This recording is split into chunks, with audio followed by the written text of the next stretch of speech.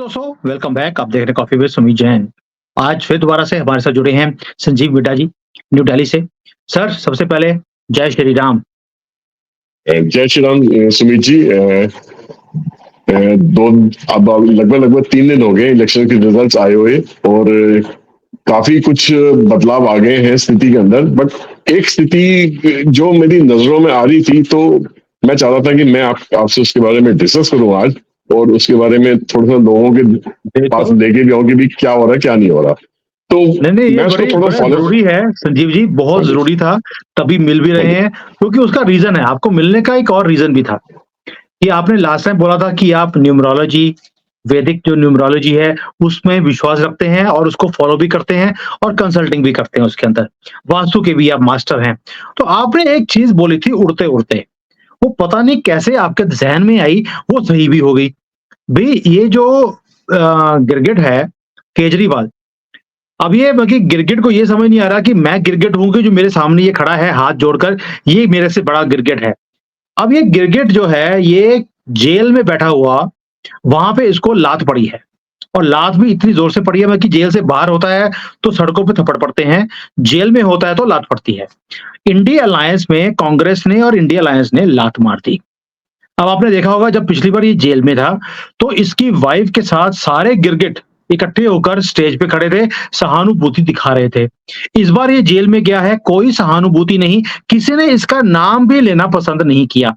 ऐसा क्या हो गया कि इलेक्शन खत्म तो केजरीवाल भी खत्म? देखिए, इसके लिए ना थोड़ा सा हमें हिस्ट्री में जाना पड़ेगा। आम आदमी पार्टी ने जो अपनी पहचान बनाई है दिल्ली के अंदर या पंजाब के अंदर, वो उसने कांग्रेस के सिर पे बनाई है। उसने कांग्रेस को खूब गालियां दी, कांग्रेस की पॉलिसीज को बहुत उसने मतलब स्क्रूटनाइज करा। तो कहीं ना कहीं कांग्रेस कांग्रेस अंदर से चोट खाई तो बैठी है पहले से ही कि इस पार्टी की वजह से, इस इंसान की वजह से हमने दिल्ली का भी एरिया हमारे हाथ से निकल गया, और पंजाब पूरे ही निकल गया। जहाँ पे पंजाब से कांग्रेस पार्टी कितने सालों से अपनी गवर्नमेंट लगातार बना रही थी, और दिल्ली में भी शीला दीक्षित जो आखिरी सरकार जो थी आम आदमी पार्टी के आने से पहले, वो शीला दीक्षित कांग्रेस की पार्टी थी, और शीला दीक्षित जी ने भी एक दो टर्म्स वहां पे अपने पूरे सक्सेसफुली पूरे करे थे। मगर जब से आम आदमी पार्टी ने अपनी प्रेजेंस बनानी शुरू करी, आंदोलन करना शुरू करा, उसने सबसे पहले कांग्रेस को ही बैकफुट पे लेके आई थी। वो कांग्रेस को गाली देके आई थी, ये कह के आई थी कि मैं एक नया बदलाव लेके आऊंगा, नई सोच लेके आऊंगा, कांग्रेस पार्टी से बेटर काम करके दिखाऊंगा। उस मुद्दे पे उसने आंदोलन करा था, और जब इलेक्शन हुए तो कांग्रेस पार्टी बैकफुट पे आई, इलेक्शन हारी, और आम आदमी पार्टी ने उसकी जगह ली। मगर वो जो चोट है वो कांग्रेस अब आज तक नहीं भूल पाई है। अंदर ही अंदर वो कभी भी आम आदमी पार्टी को अपने दिल से, मन से नहीं चाहती थी। अब इस इलेक्शन में इनका इकट्ठा आने की मजबूरी का सौदा था कि भैया किसी भी तरीके से सबको मोदी के अंगेज इकट्ठा होना है। तो एक वही मोदी के अंगेज इकट्ठे होने के मुद्दे की वजह से 37 अलग अलग पार्टियां अलग अलग क्षेत्रों से इकट्ठी हुई है। बस ये जरूरी नहीं है कि सबकी सब 37 पार्टी एक दूसरे के विचारों को मानती है, एक दूसरे के काम करने के तरीके से मानती है। बहुत जगह पे ऐसा भी देखा गया कि इलेक्शंस में वो एक दूसरे के अंगेज भी खड़े हुए हैं, एक दूसरे को गालियां भी दी है, मगर इस जगह पे आगे इकट्ठे होकर उन्होंने मोदी सरकार के अंगेज इलेक्शन लड़ी है। अब जब दिल्ली की सातों सीटें आम आदमी की पार्टी से हाथ से निकल गई लोकसभा की, और बीजेपी सातों की सातों सीट पे जीत दर्ज कर रहा है, उसके बाद पंजाब के अंदर जितनी सीटें आई हैं उसमें भी कांग्रेस पार्टी ने मच बेटर परफॉर्म करा आम आदमी पार्टी के मुकाबले।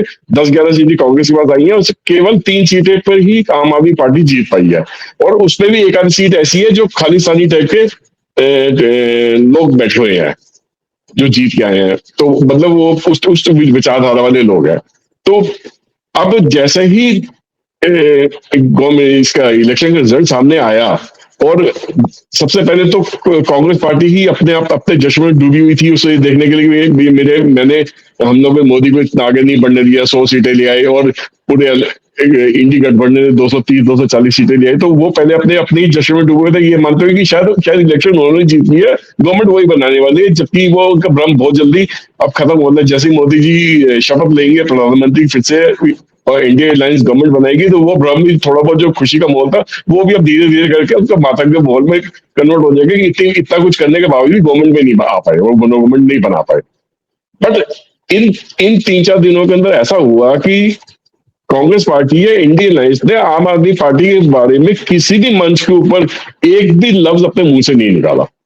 ना ही 5 तारीख को जो अरविंद केजरीवाल की बेल की एप्लीकेशन आ रही थी उसमें उसकी मदद करने की कोशिश करी कि किस तरीके से बेल मिल जाए और उसको ये रिहा हो जाए, फिर से चाहे वो बेल पे रिहा हो जाए मगर फिर से बाहर आ जाए। ऐसा भी नहीं हुआ। तो इनको पूरा सा लगा कि इनको शायद डंप कर दिया गया। मैंने उस दिन भी, पिछले जो हमारी 4 तारीख को लास्ट मीटिंग हुई थी, मैंने कहा था कि कांग्रेस के लिए आम आदमी पार्टी की सेल्फ वैल्यू आज की डेट में खत्म हो गई है। हो सकता है अगर आम आदमी पार्टी की बराबर सीटें भी अगर पंजाब में आती तो शायद उसको कांग्रेस किसी लेवल तक सीरियसली लेती, मगर सिर्फ 3 सीटों के साथ में उसके लिए कोई मायना नहीं रखता कि वो इंडियन अलायंस का हिस्सा बने रहे या ना बने रहे। ठीक है ना। और अरविंद केजरीवाल के लिए आम आदमी इंडियन अलायंस में न्यूट्रल वैल्यू ज्यादा है, एक्चुअल में उसकी कंट्रीब्यूशन बहुत कम है। और क्योंकि उस पर करप्शन के चार्जेस हैं, वो जेल के अंदर से ऑपरेट कर रहे थे या जेल में आप वापस चले गए हैं, तो कहीं पे भी इंडियन अलायंस या आम आदमी पार्टी के ये कांग्रेस वाले इसको अपने साथ में जोड़ के चलना नहीं चाहते, क्योंकि उनकी उनकी खुद की इमेज पे धब्बा लगता है इसको अपने साथ में रखने से।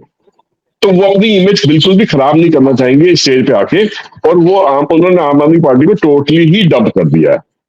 अब इसके बाद क्या हुआ कि जब इन आम आदमी पार्टी ने देखा कि भैया ये तो हमें पूछ ही नहीं रहे, हम ऐसे जैसे एग्जिस्ट ही नहीं करते इनके लिए, तो उन्होंने आपस में मीटिंग करी। शायद जेल में जो 15-20 मिनट आधा घंटे का टाइम अरविंद केजरीवाल को मिलता है अपने लॉयर से, अपने लोगों से मिलने का, तो उसमें फटाफट ये डिसीजन लिया गया कि ये डिक्लेयर कर दिया जाए कि हमारा आज के बाद इंडियन अलायंस के साथ टोटली हमारा जो उनका अलायंस था वो खत्म हो गया।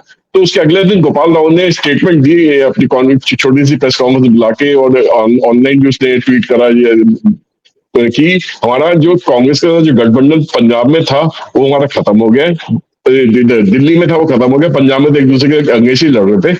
और इसके अलावा जो इंडियन अलायंस के साथ हमारा जो अलायंस था वो टोटली आज के बाद खत्म हो गया।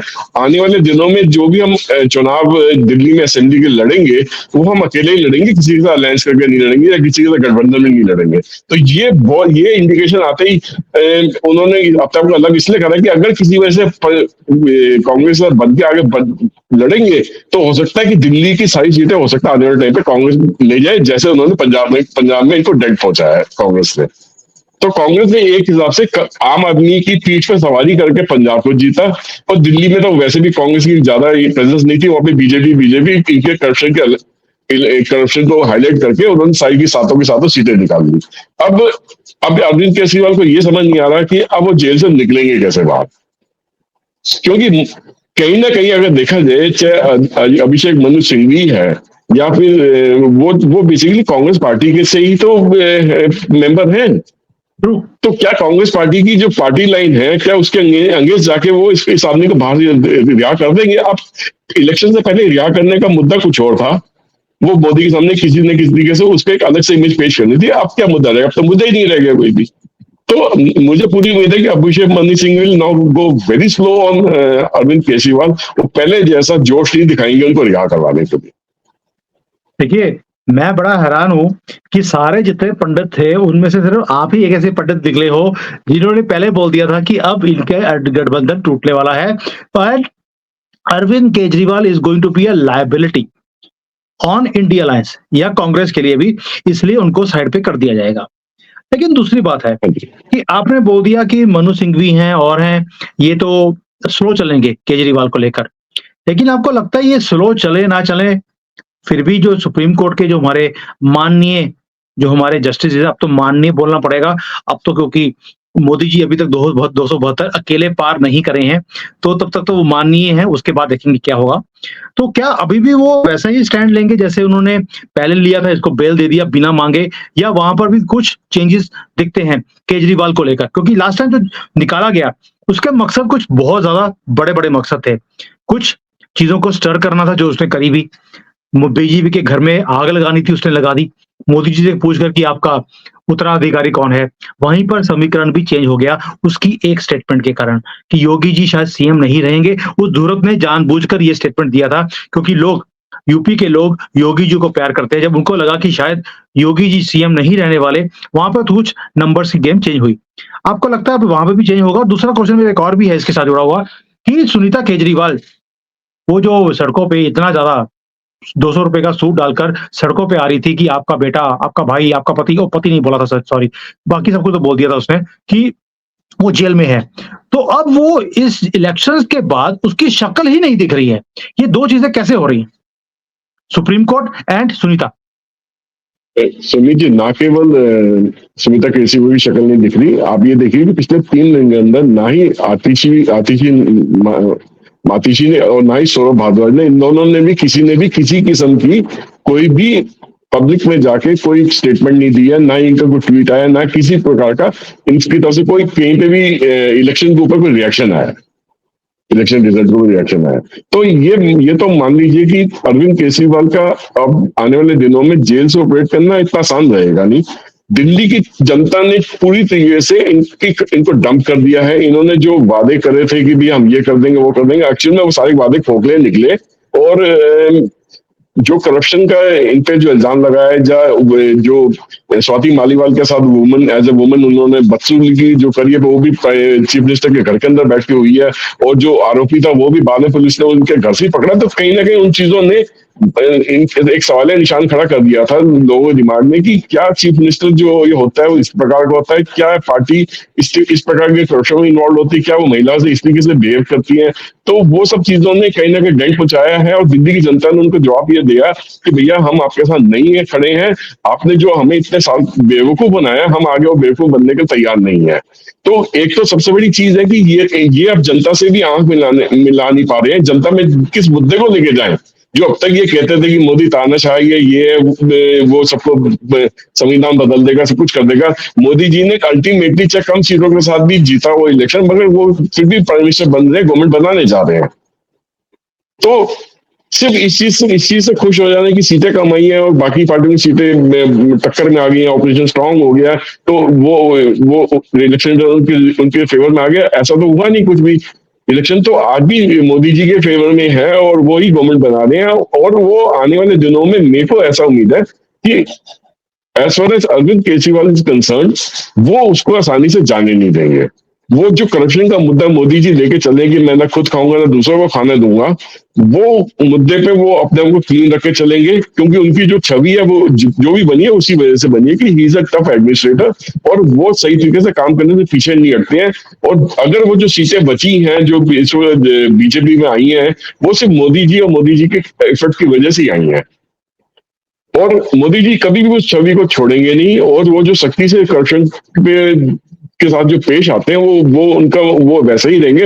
हो सकता है एक गवर्नमेंट बनने के बाद कुछ दिनों तक थोड़ा सा वो स्लो चले, मगर अल्टीमेटली जैसे जैसे उनकी पार्टी वो स्ट्रांग होती जाएगी और बहुत सारी जो छोटे दल हैं जो एनडीए में आके अपने आप को मिला लेंगे, जिससे उनकी पोजीशन और स्ट्रांग होती चली जाएगी, और उसके बाद वो मोदी जी फुल फ्रंट पर आके अपना जो पहले की तरह जैसे खेलते थे वैसे ही खेलेंगे, और किसी किस्म का बदलाव नहीं आएगा। हाँ, इतना जरूर है कि थोड़ा सा ऑपोजिशन शोर ज्यादा मचाएगी, शोर बचाने के उनके फ्रीक्वेंसी ज्यादा हो जाएगी, सड़कों पर उठ के थोड़ा बहुत आंदोलन करने की कोशिश करेगी, सब कुछ करेगी, पर इन चीजों का कोई फायदा नहीं है कि जो अल्टीमेटली काम जो बीजेपी ने करना है वो करके रहेगी।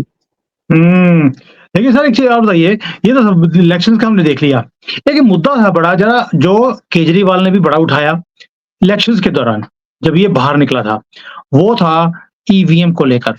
और जैसे ही रिजल्ट्स आए हैं, आप देखिए उससे पहले तो बोल रहे थे हम आग लगा देंगे अगर मोदी जीतेंगे, क्योंकि ईवीएम में गड़बड़ी हुई है। अब जब इलेक्शन बराबरी बराबरी के आए हैं तो ईवीएम का स्यापा करना उन्होंने बंद कर दिया। ये सारा कुछ डकार गए सर। वो ईवीएम का जो चीज था, नारा था कि इसमें धांधली हुई है, और ईवीएम वालों ने भी, यानी कि इलेक्शन कमीशन ने बोल दिया कि अभी हमारी मशीनें सोने जा रही हैं, 5 साल बाद दोबारा से गालियां खाने के लिए ये मशीनें बाहर निकलेंगी।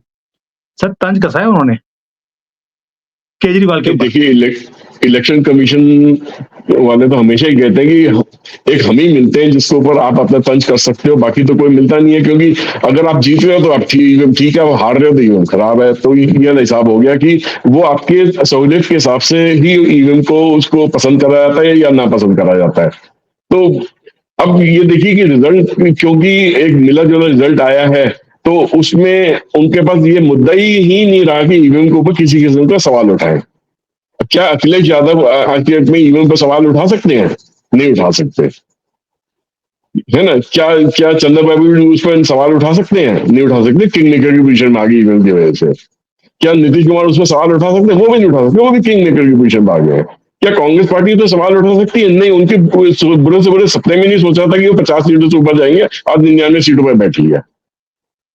तो वो अगर सपोज कीजिए इस मोदी जी की बम्पर जीत होती, 350 सीट निकाल जाती है, या एनडीए 360 370 या 400 भी टच कर जाती, तब ये पूरे देश के अंदर ये माहौल फैलाते कि ईवीएम खराब है और ईवीएम की वजह से गड़बड़ी हुई है, इन्होंने इसको किसी तरह मैनेज करा है। तो मगर शायद ये एक किस्म से होना अच्छा ही हुआ। एक तो करेक्शन आई, ताकि मोदी गवर्नमेंट को में अगर कहीं पे भी वो टेक इट फॉर ग्रांटेड चल रहे थे कि हम लोग कैसे भी करके मैनेज कर लेंगे, तो वो उनका करेक्शन का मौका है, उनके अंदर जो भी गलतियां हुई हैं, जो भी उसमें सुधार करने का उनका मौका है। नंबर 2, शायद ये ईवीएम का मुद्दा हमेशा के लिए अब खत्म हो जाएगा कि अगली इलेक्शन में सपोज कीजिए मोदी जी अगर फिर से बम्पर मेजोरिटी के साथ आते हैं, तो ये उस आखिर टाइम तक नहीं बोल पाएंगे कि ईवीएम का कुछ हुआ, क्योंकि वो चीज हमेशा के लिए शायद इस इलेक्शन में खत्म हो गई है। बिल्कुल सही कह रहे हो, बिल्कुल सही कह रहे हो कि अब बहुत चेंजेस आएंगी, हिंदू भी इकट्ठा होगा, ये भी मुझे लगता है। और केजरीवाल, जिसके ऊपर हमने बात शुरू करी थी कि इसे पड़ी है जेल में लात। अब ये जो लात पड़ी है इंडिया अलायंस की तरफ से, अब ये बाहर निकलने के लिए एक पैंतरा और शुरू करेगा। मैं क्लोजिंग कमेंट्स में आपको बता दूं कि एक पैंतरा क्या करेगा। ये करेगा, देखिए, जैसे पहले इसने कहा था कि मुझे शुगर थी, मुझे अंदर रखा गया, मुझे हॉस्पिटल नहीं लेके गए, मुझे इंसुलिन नहीं दिया, तो ये सारे ड्रामे इसने पहले करे। अभी जब लात पड़ी है, ये बोलेगा, देखिए, मेरा इस वक़्त जब मेरी पूरी प्रेगनेंसी थी, मुझे लात मारी गई। अब बताइए, एक प्रेग्नेंट वुमन को लात कौन मारता है? बाकी अपने घर में वो एक लेडी को लाकर थप्पड़ मार देता है, उसकी प्रॉब्लम नहीं है। लेकिन अपनी अब प्रेगनेंसी का ये धुरत जो है, कोई ना कोई बहाना लगाएगा कि मैं प्रेग्नेंट था और मैं लात खा रहा हूँ जेल के अंदर, और ये मोदी जी के कारण हुआ है। वहाँ पर भी ये मोदी जी के ऊपर ही टिक्का फेंकने वाला है। तो ये धुरत कुछ भी कर सकता है, ये इवन प्रेगनेंसी का बहाना भी मार सकता है। लास्ट टाइम इसने बोला था कि 4.5 किलो, आतिशी बोल रही थी और संजय सिंह भी बोल रहा था, एक ही लैंग्वेज, 4.5 किलो केजरीवाल का वेट कम हो गया है। इस बार ये बोलेंगे 40 किलो केजरीवाल का वेट बढ़ गया है, क्योंकि वो जेल में है, प्रेगनेंसी में है और उन्हें लात मार दी गई है इंडिया अलायंस की तरफ से। इसलिए हम किसी के साथ गठबंधन नहीं करेंगे। और सुप्रीम कोर्ट के जजेस फिर दोबारा से वैसे ही जैसे पहले पैसे लेकर उन्होंने इसको छोड़ दिया था 20 दिन के लिए, दोबारा से छोड़ दिया जाएगा किसी न किसी बहाना देकर। तो देखते हैं कितनी देर तक अंदर इसको रखा जाता है, कौन सा ये बहाना मारेगा। मुझे लगता है ये प्रेगनेंसी का बहाना इसका चलने वाला है, क्योंकि हम थोड़े से सॉफ्ट भी रहते हैं और मोदी जी ने तो कहा था कि जो ये ऐसी डिलीवरी के बाद 25-26 दिनों हफ्तों की छुट्टियां ऑफिशियली अलाउड हैं, इसे भी अलाउ कर दी जाएंगी। देखते हैं क्या होता है। बट संजीव जी, दाद देता हूं आपकी जो समझ है और जो आपकी न्यूमरोलॉजी ने जो बोला था, वो ये था कि ये इंडिया अलायंस के साथ इनका अब गठबंधन नहीं चलेगा। आम आदमी पार्टी को मक्खी की तरह बाहर फेंक दिया जाएगा, इस तरह। और वही काम किया जो आपने बोला था, ये किसी ने भी प्रेडिक्ट नहीं किया था, इसलिए आपको बुलाना जरूरी था। और आपको मैं थैंक्स करता हूं कि आपने मुझे टाइम दे दिया। 2 दिन से मैं चेज़ कर रहा हूं आपको, इतना बिजी रहते हैं आप कि पूछो नहीं। But thank you so much for giving this insights. आगे भी ऐसे ही हमें और हमारे व्यूअर्स को जागृत करते रहें, और आप जैसे लोगों की बहुत सख्त जरूरत है भारत को। थैंक यू एंड जय हिंद। थैंक यू सुमित जी, जय Hind. Hi there. If you liked the video, please don't forget to smash the like button, subscribe to our channel, and activate the bell icon so that you receive all notifications whenever we upload a new video. Thanks for watching.